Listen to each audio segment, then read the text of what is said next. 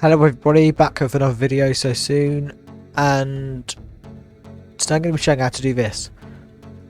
I've basically found a shader that allows for real-time mountain sculpting. This can be used on a variety of different things, and as you can see it works here quite well. As soon as it gets steep enough, it changes to a cliff texture instead of the default snow texture which I've applied to it. If you have custom sculpt brushes, this can be quite a powerful tool when you're making landscapes. It kind of reminded me of a Fortnite terrain, and I just thought this would be quite good for creating video game maps and the like, if you're interested in doing that. It also looks quite good on just Blender's landscapes that it creates with the Ant landscape add-on. So yeah, let's get straight into it. Alright, so I'm going to start with a brand new scene here. I'm going to delete everything. Alright, so exterminate the default cube, and first step to do is add a plane. So press Shift A to add, and add a plane, and then because it's going to be a large scale landscape, we may as well make it a large scale area. So press S 100 to scale it up by 100.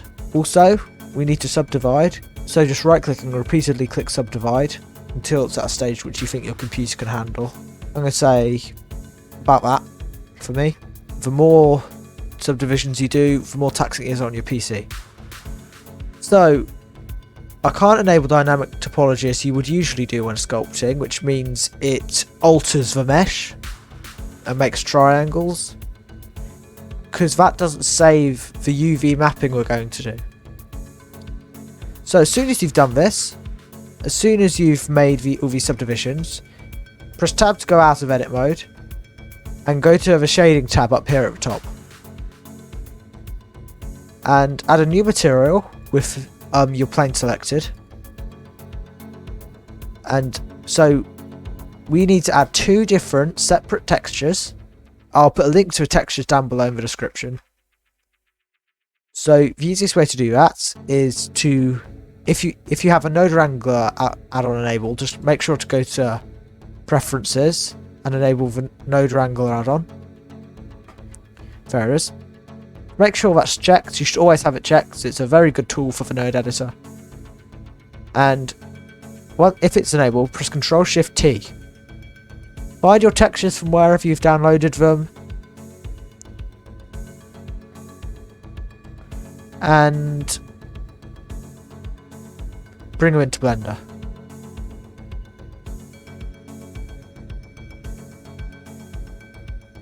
Easy as that. See, that's why you need to have a node wrangler add-on enabled. Enable it now, rather than placing all these textures by hand. You can just delete the displacement texture, because that's not going to be used. So just take that out, straight out of there, and just delete that altogether, because we're not going to need that. Also make sure that the albedo is plugged into the colour. The roughness map is plugged into the roughness, and the normal map is plugged into the normal. Just make sure of that. Also, to keep our editor clean, select all of these textures, press Ctrl G to add a group. So now, once this is added in a group, go out of here. Instead of having that wiry mess, you just have this one little node with a group inside it, and you can go into that group if you want to edit it by clicking this button here. So now, we do the whole thing again. And so yeah, just add another principal BSDF. Control Shift T again, blah blah blah blah blah. Get your new texture. This time it's going to be a snow texture, or grass if you're making hills, not mountains. And yes, so just go back there again. I'm going to add a snow texture that I downloaded. Links in the description. Move all of these again. Make another node group. Remember to delete the displacement because we're not using that. Make another whole node group by pressing Ctrl G, and after you've selected everything.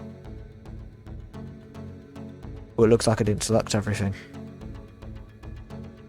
Select everything. including these back bits. Press Ctrl G to bring it into just a node group, go out of it, and connect it up.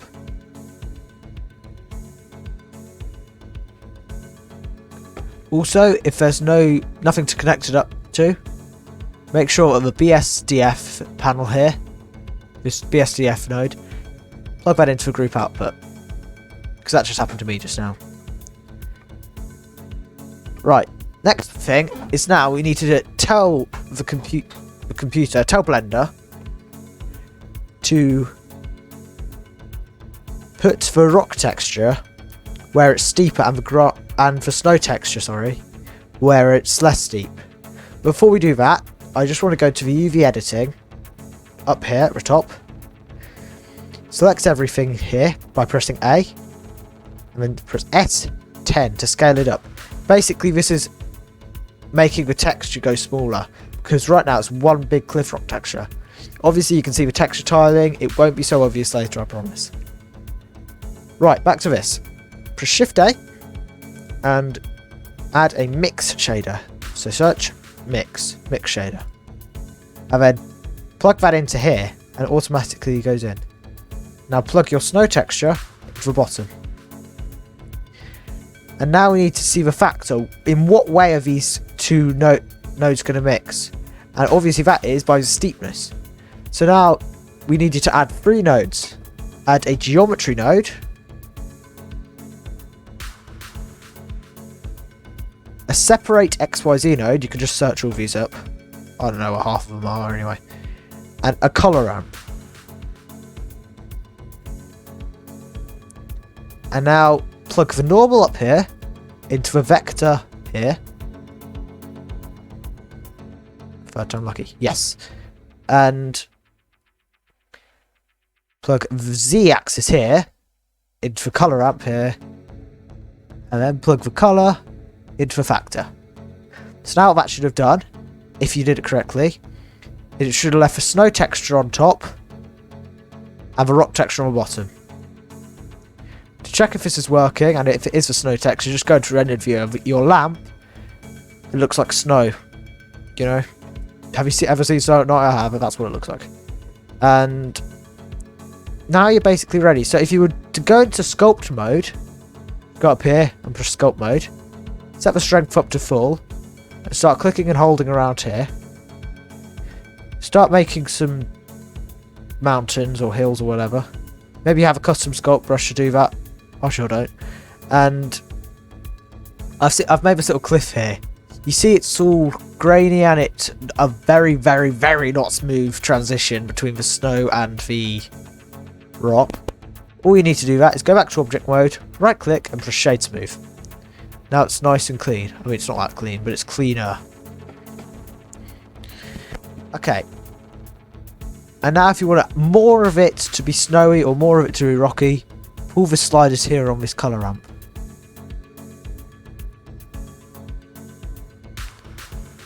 Just like that. If you pull it all the way, everything should become rock. So this just depends. This is your personal preference. I'm going to leave it somewhere like this. So now if I go back to more sculpting, it's be like this.